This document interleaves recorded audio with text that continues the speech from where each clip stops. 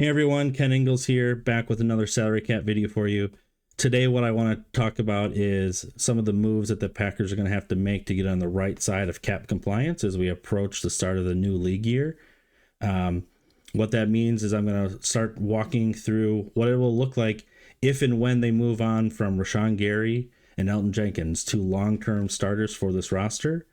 I also want to take a peek at what extensions could look like for three of their young players in Tucker Kraft, Christian Watson, and Devontae Wyatt, and how those moves combined, where does that set up the Packers kind of as a jumping off point for heading into the offseason? What other moves will they potentially need to make? Spoiler alert, everything that I'm going to show you today won't be enough. They're going to need to make a few more moves if they're going to want to be a little bit more active, but we'll kind of show where that jumping off point will be. So let's jump into it. But first, I want to kind of remind everyone where we left off with our conversation from the last video that I put out. If you haven't seen that video, I encourage you to jump on my page and take a look at it. I went over this salary cap breakdown here, every single line in detail, where it comes from, my thoughts, and kind of the math and the cap logic behind it. But in summary, right now on paper, the Packers are $2.6 million over the cap. If we were to add in some exclusive rights guys and the draft class that are almost certainly going to be coming in, that number jumps to about $4.5 million over the cap. All in, though, for the regular season with all the things that they're going to need to do to get ready for the season and just kind of run the roster on basic operating terms and have a little bit of a rainy day fund for, when things happen. It's closer to $19 million effectively over the cap. So the Packers are absolutely cannot stand pat. They're going to have to make moves. And I think let's dive into some of those moves, starting with Rashan Garry. So right here, this is my cap spreadsheet, and this is his current contract that was an extension back in 2023. If you look at this here, you can see that he had a $35 million signing bonus when he signed that extension. It was a mid-season extension in 2023. And so while that bonus is paid out in that 2023 for cap purposes, signing bonuses specifically are allowed to be spread up to over 5 years. And so that's exactly what's happening. So it's just under $7 million a season.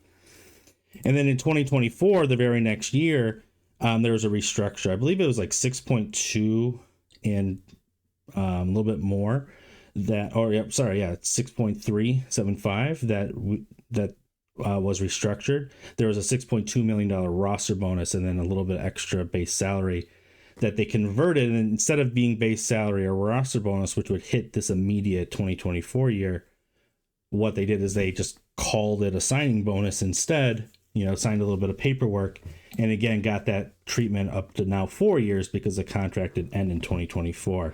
Sometimes you hear about void years. We won't talk about that in detail today, but had they added on another fake year, they could have spread this out even more. But really what this looks like, if I jump over to my overall contracts page, is this is the remaining kind of years, 2 years, $42 million left with Rashan Garry. His salary cap hit is $28 million this season. If and when they move on from him, they're only going to save $11 million. And the reason why is there's the $17 million of dead cap. And you can see this big, long, scary formula here. That's just because I have a lot of automation in here. But really, that can be described as it's the 2 remaining years of signing bonus that, again, this money has already been paid. It's in Rashan's bank account. He has it. It may already been spent. So there's 2 more years of signing bonus money that needs to hit the salary cap. And then also that restructure bonus gets that same kind of signing bonus treatment. So those 2 remaining years left, if you add those together, that's at $17 million. So at that point, it just becomes basic math. Okay, 28 minus 17 equals 11. And so when the Packers move on, $11 million in cap space will come free from that transaction. I won't get into post June 1 right now. I don't think that's a realistic option. The Packers don't tend to like doing those moves, first of all. And also, I think that they'd benefit from moving on from him before the start of the league year so they can use that money now because part of the post-June world is, yeah, you get more savings, this 19.5 number immediately versus this 11, but over time it nets out to the exact same amount. But you can't spend this until June. And if you want this money available for free agency, you got to do the cut kind of clean in this way. The trade scenario doesn't do anything either. It's the exact same math, exact same numbers.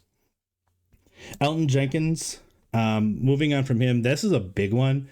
And honestly, when I look at this contract here, it was written to move on from him in 2026 or extend him if he was going to be some sort of like perennial all-pro Hall of Famer type player, which he just sadly has not been for the Packers, especially over the past few years when the play's kind of fallen off. $24 million signing bonus. Again, that was spread over the 5-year length of the contract. And so you get this big balloon salary where you have $20 million due in cash in this final year. And that's really a forcing function for the Packers, right? And the writing was on the wall for me last year when Elton tried to kind of do a hold-in, try to get more money. I think the Packers were like, nah, man, we're not really going to be interested. You're turning 31 next year. We're not really interested in giving you long-term money, long-term stability here. We're going to ride this thing out in 2025 and sayonara in 2026. And unfortunately, the injury kind of sealed that deal in my mind.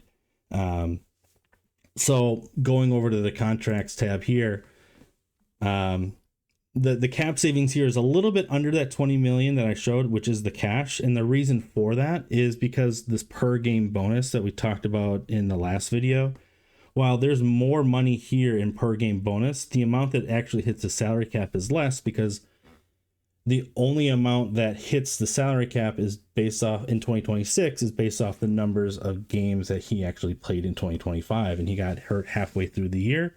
So this amount is about halfway, about half as much short of what is the actual amount here. I can actually look it up. Yeah, I thought so. It was exactly $1 million.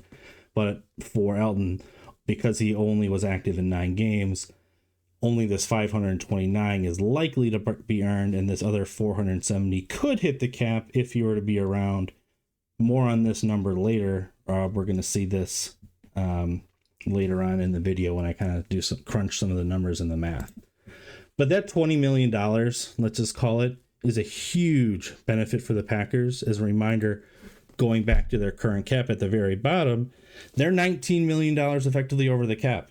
Elton Jenkins alone gets them to zero. It's by far the biggest move the Packers can make in terms of freeing up cap space. And I think it's kind of a no-brainer for a move that they're going to have to do, just is simply move on from him. So now we talked about those 2 guys who I think are going to be leaving. I think there's an opportunity for the 3 guys listed here, kind of in reverse order of their cap hit is in my mind the likelihood of getting the extension with Tucker Kraft, Christian Watson, and Devontae Wyatt. So let's start with Devontae Wyatt. He's got a $12.9 million salary cap hit. This is his 5th year option, and it's fully guaranteed, meaning if you were to release him, the Packers would still have to pay that full amount out. That's why there'd be exactly $0 in cap savings. But if they were to trade him, they would get all of that in savings because that entire contract would move on. There's no more signing bonus. There's no more dead money on the deal. It's just a fully guaranteed salary. I don't think the Packers, A, want to keep Wyatt at that $13 million hit. And B, I think they want to keep him around long term. But it's a little complicated because, he's dealt with some injuries and he's also 28. He was an older guy coming out of the draft. So I'm thinking more of like a 3-year extension on him would probably be his max as opposed to like the Packers' typical 4-year. Curious to see how that plays out. Christian Watson, you can look at his deal. Remember last year he signed this intermediate deal as he was injured at the end of 2024. They gave him an extension kind of early in 2025. It was an $11 million extension where they added this 2026 year on. They gave him a $5.25 million kind of raise for 2025, and all in cash of 5.75 for 2026. So those two numbers combined is this $11 million running cash. I don't think there's a world where Christian Watson steps onto a playing field in 2026 making less than $6 million. I just cannot fathom it, especially because a third of that money, which is ridiculously low, is tied up in per game bonuses to his health. While it's smart that the Packers are hedging due to his injury history, the fact that, the number is so small and that only 2/3 of that he could pocket if there were to be some sort of injury is just not a risk I don't think Christian Watson's willing to accept. I don't think his agent's willing to accept. This would be one of those scenarios where I could see us, if the Packers are dragging their feet on an extension, that the agent just comes up with a reason for Watson not to even step on a practice field until they get a big boy contract done. He's earned it. I think we saw in 2025 what he did in the back half of the season after returning from injury. The offense was running through him, especially when Tucker Kraft went down. I don't have a contracts tab specifically for Tucker Kraft just because he's on his rookie deal. And those are very, very clean, very simple. The only nuance here is that he's got a little bit higher base salary this season because of a proven performance escalator. So basically meaning if you play a decent number of snaps in your first 3 seasons on your rookie contract, your fourth year, you get a boost. So he has this boost. And again, I think Tucker Kraft is another one of those where if he wasn't currently hurt and he wasn't rehabbing from his ACL, he'd be in that same conversation that I said with Christian Watson, where he shouldn't even step on a field without a new contract. The injury complicates things. I think the Packers might take their time a little bit with this one. I think that they're going to want to kind of see how he's moving, seeing how he's, fully rehabbing. But make no mistake, I think by the time, the season even starts, or, definitely by year end, Tucker Kraft could be the highest paid tight end in the league or close to it. We'll see. I want to take a kind of a quick peek at, some of the values of these, of the positions of these guys. So right here, again, this is from Over the Cap. They do an awesome job with the history and the rankings of contracts and the APIs and the ranks.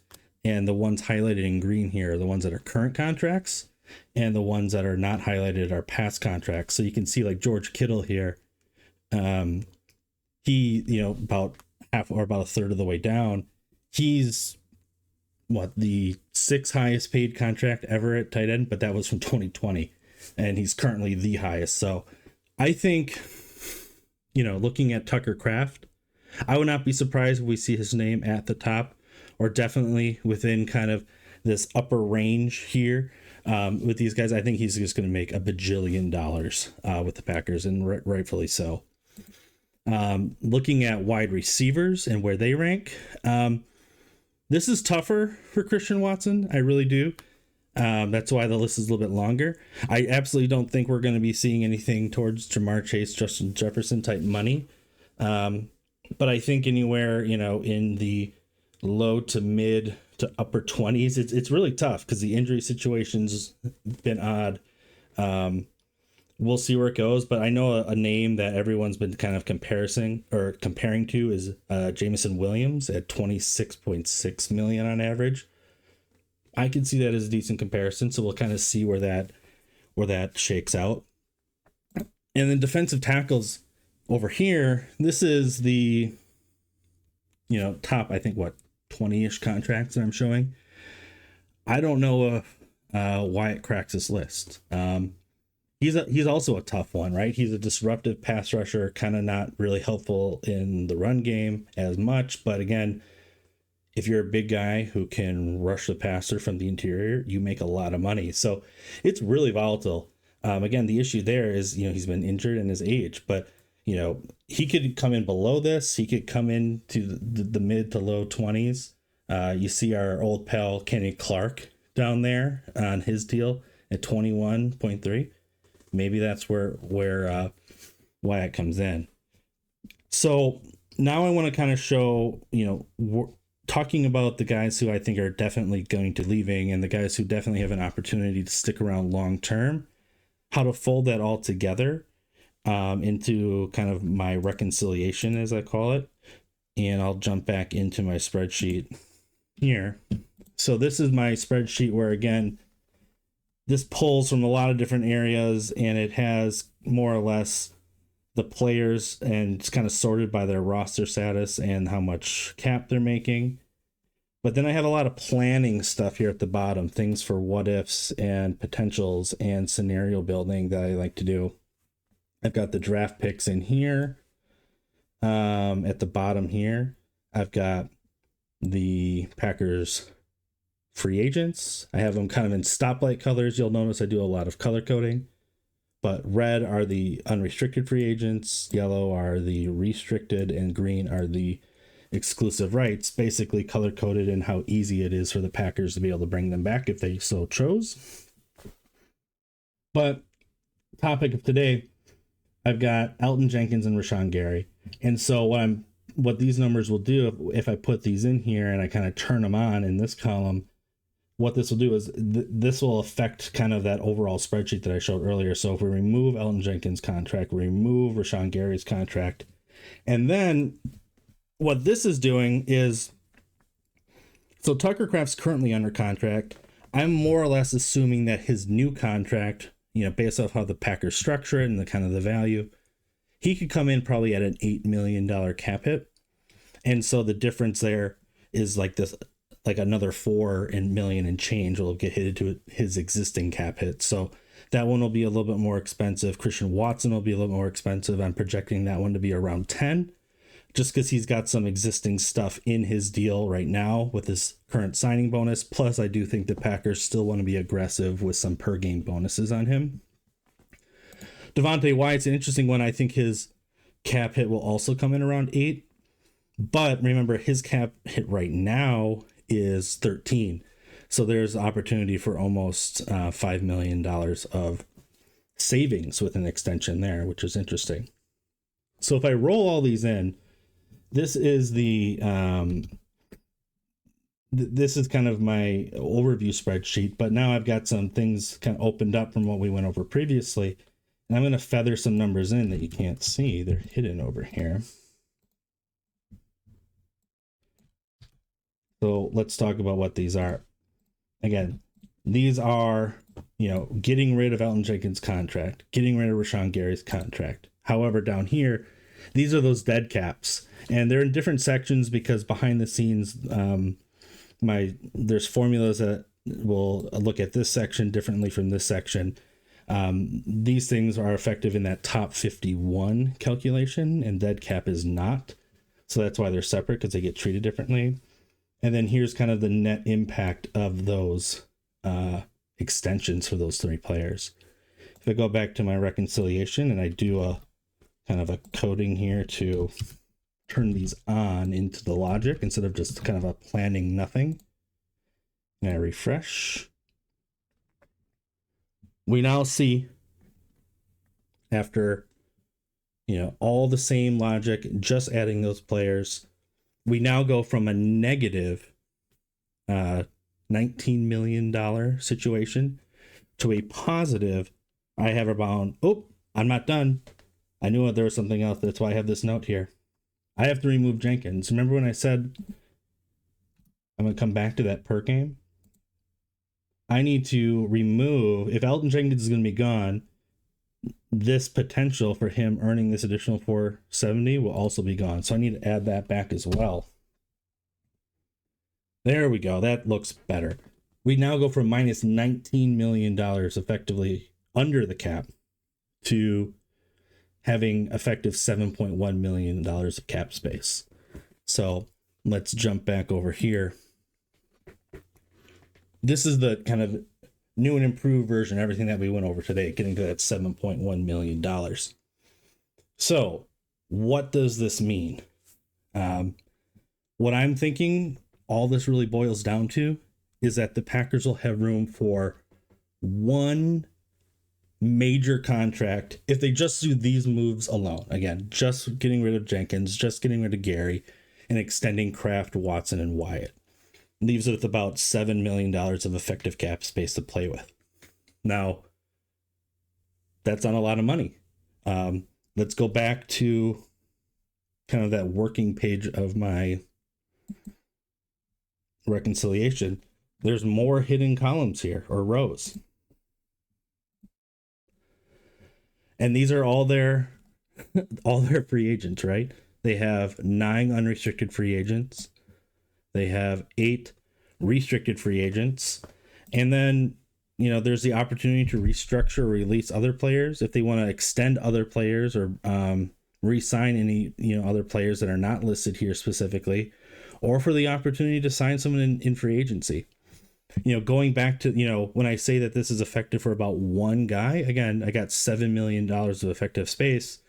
You look at what it's going to, cost to keep Tucker Kraft around, what it's going to cost to keep Devontae Wyatt around, Christian Watson around, $8 million, $9 million, $10 million. The way Packers structure their deals, you can sign a player for $25 million and have low cap hits. Again, let's go back to those examples that I showed.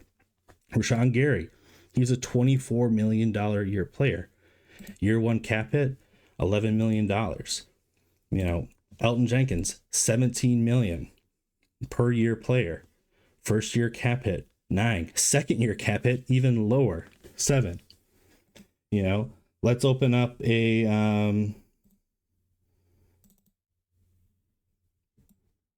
Aaron Banks, right? That's the one everyone likes to talk about. $19.25 million. Only $9 million in the first year. It jumps, but there are ways, where you can sign these larger contract players and have a moderate first year cap hit. So like when I go back to like where we are with after all these moves, all these cuts, I say this allows them to free up, enough room for like one more person, whether that's bringing back someone like Quay or Sean Ryan, or if they're going to be looking outside the organization. What if they want to do more? Well, that's when I think we're going to have to start talking about harder cuts, or more than likely, we're going to have to start looking at kicking the can, more restructures, things that we haven't had to do for the past couple of years. As Packer fans watching the team, we haven't had to see that. But I think we're going to return to that, and that's probably going to be a topic for another conversation in the future video. So I hope you enjoyed this one. I hope you learned a little bit. And I really think that this is, again, their basic starting steps, right? I think these are going to be the things that we see first. I absolutely think we're going to see Jenkins released. I absolutely think we're going to see Garry released. I think at least 2 of these extensions will be early. I believe maybe 1 or 2 might linger into the season, but I'm confident all will eventually get done. But that, again, just kind of shows you, okay, that's the starting spot. Like, this is kind of like the tier 1 of moves. What do they need to do next? Well, we'll get into that next time. And I appreciate you guys watching, and I'll talk to you next time. Thank you.